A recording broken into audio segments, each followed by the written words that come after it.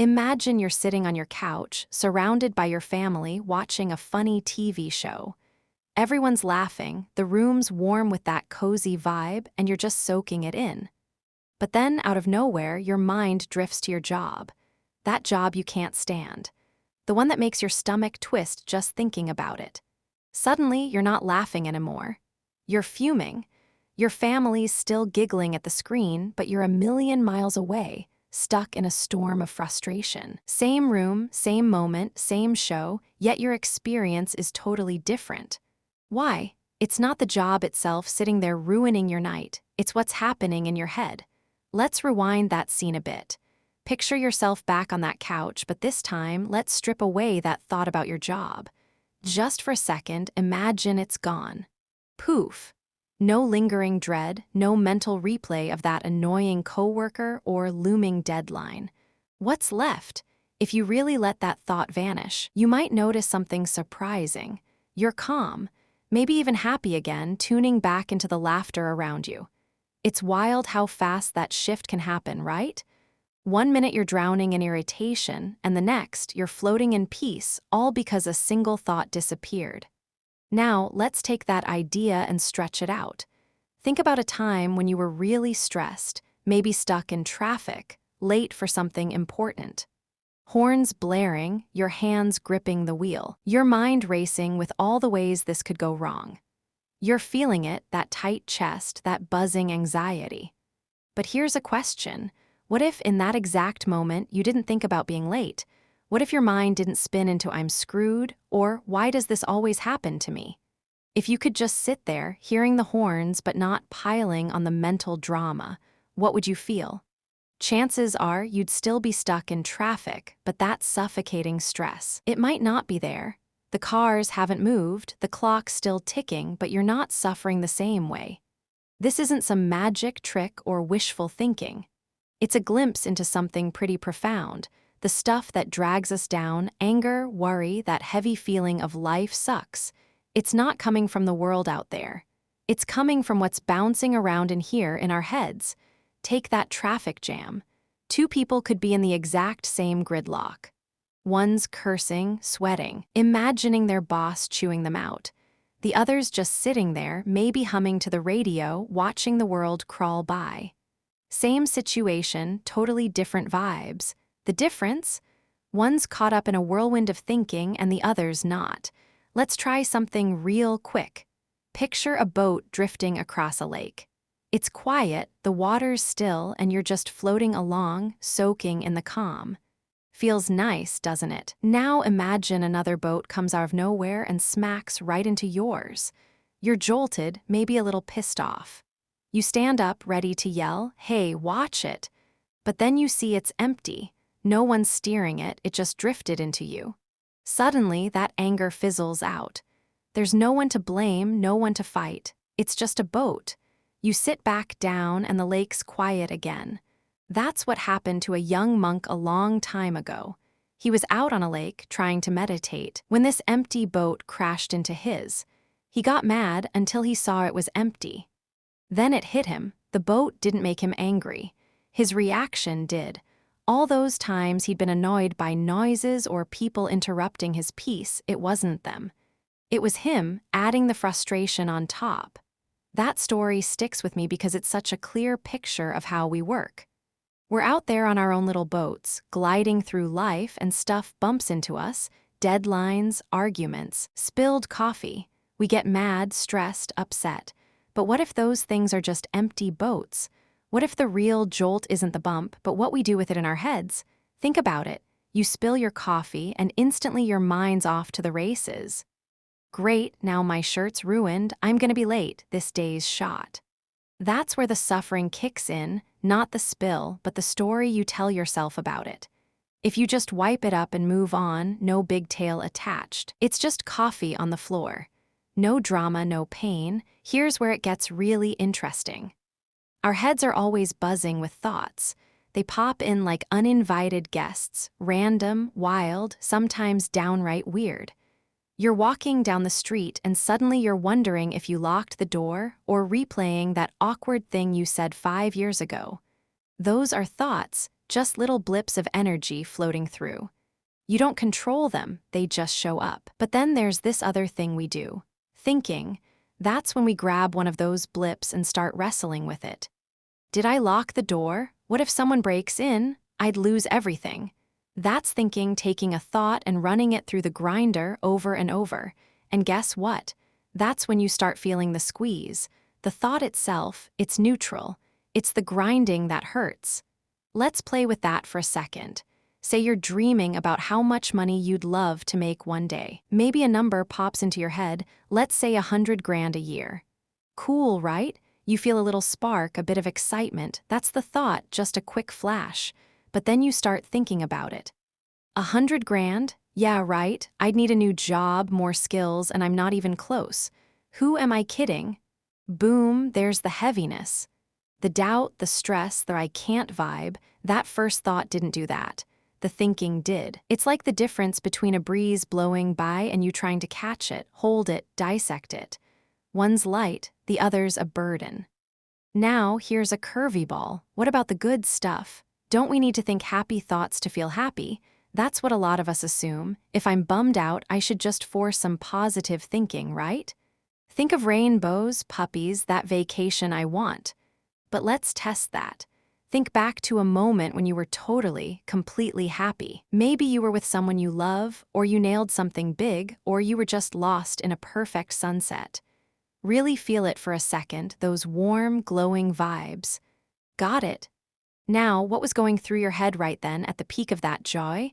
Were you sitting there thinking, okay, I'm happy now, keep it positive, don't mess this up? Or was your mind just quiet? For most of us, it's the second one. The best moments don't come with a running commentary. They just happen. You're not thinking your way into joy, you're living it. That's the kicker. We don't need to think to feel good.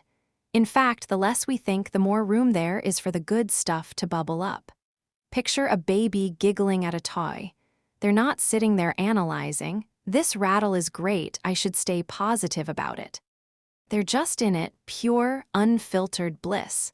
That's our default too. We're wired for peace, love, that light feeling, until we start piling on the thinking. Ever notice how stress ramps up the more you dwell on something?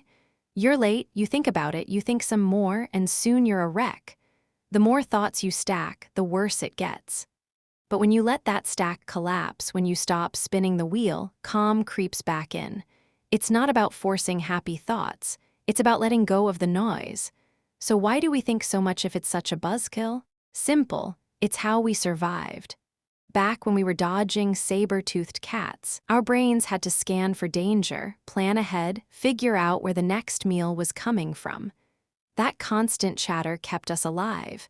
It's like a smoke detector, always on, always sniffing for trouble. Problem is, we're not in the wild anymore. There's no tiger behind the couch, but our brains don't know that. They're still buzzing, treating every email, every bill, every what if like a life or death threat. It's doing its job, keeping us safe, but it's not built to make us happy. That's why you can be sitting in a comfy chair, full belly, safe as can be, and still feel like the world's crashing down. It's not the chair's fault. It's the chatter. Let's flip that around, though. What happens when you're doing something you love, something that sucks you in so deep you forget everything else? Maybe you're painting, or playing a game, or just lost in a killer conversation. Time vanishes, right? You look up and hours have flown by. What's your head doing then? If you're really in it, there's no chatter. No, am I doing this right? Or what's next? You're just flowing. Athletes call it the zone. In Japan, they've got a word for it, mushin. It means no mind, no random thoughts, no second guessing, just pure action. A karate master doesn't think about every punch in a fight, they just move, and they are unstoppable. That's us at our best, too, not overanalyzing. Just being, here's a story that paints it perfectly. A samurai storms up to a Zen master, all gruff and loud, demanding, "Tell me about heaven and hell." The master looks at him, calm as anything, and says, "Why should I tell a rude, smelly guy like you? Get lost."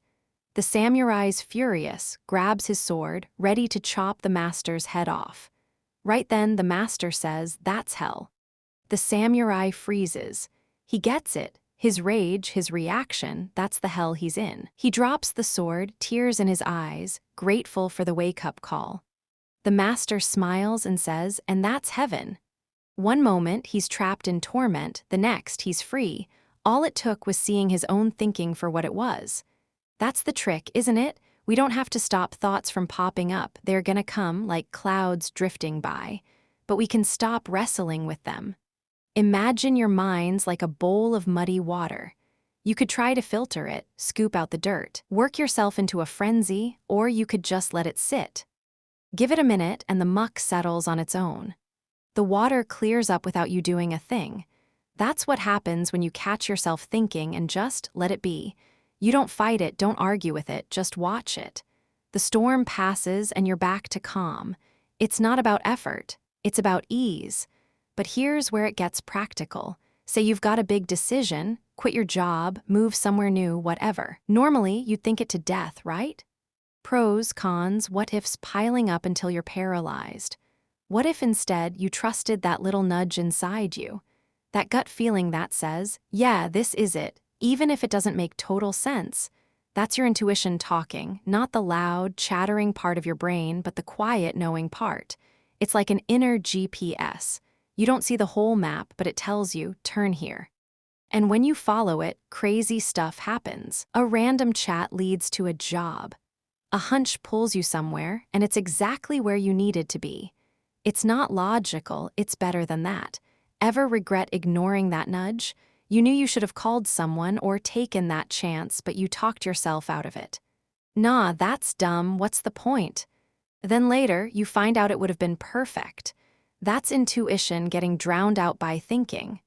The cool thing is, it's always there, whispering. Like when Edison hit a wall with an invention, he'd nap with steel balls in his hands. When he dozed off, they'd drop, wake him up, and bam, the answer was there. Or Einstein, he'd play the violin when he was stuck, and the solution would just float in. They weren't grinding their brains into gear. They were making space for something bigger to step in. That space is where the magic lives. Think of it like this, your mind's a cup. If it's crammed with old worries, plans, noise, there's no room for anything new. But empty it out, stop the chatter, and suddenly fresh ideas pour in. Miracles even, not big, flashy ones maybe, but the kind where life just clicks. You meet the right person at the right time. Money shows up when you're desperate. It's not about forcing it, it's about letting it happen. A scholar once bugged a Zen master for wisdom, talking over him with all his own ideas. The master poured tea until it spilled everywhere. Stop, the scholar yelled. The cup's full. The master grinned. So are you, empty your cup. That's the deal, clear the clutter and the good stuff flows. Now, let's be real, living like this isn't always smooth. You start chilling out, feeling lighter, and then bam, your brain's like, wait, this is too easy, something's wrong. You might even miss the chaos a little, it's familiar, like an old jacket you don't love but keep wearing. That's your mind trying to drag you back. It'll whisper, you're slacking, you're not sharp anymore. But here's the truth, you're not lazy when you're calm, you're powerful. Ever notice how much you get done when you're happy? Time bends, work flies, people notice you're different. That's not losing your edge, that's finding it. And yeah, you'll slip sometimes. You'll catch yourself overthinking, stressing, spiraling. That's okay. No one's perfect at this. The trick isn't never thinking, it's noticing when you are. You feel that knot in your gut, that racing pulse. And you go, oh, there's the chatter again. Don't beat yourself up, just see it. It's like spotting a cloud rolling in. You don't yell at it to leave, you let it drift by, and it does. Every time you do that, you're back to peace a little faster. It's not a fight, it's a dance. So where does that leave us? Right here, right now. You don't need to chase happiness out there, more money, better job, perfect life. It's not about fixing everything. It's about dropping the noise that says you're broken. You're already wired for peace, for joy, for that quiet glow inside. The world's gonna keep spinning, throwing empty boats your way, spills, traffic, whatever.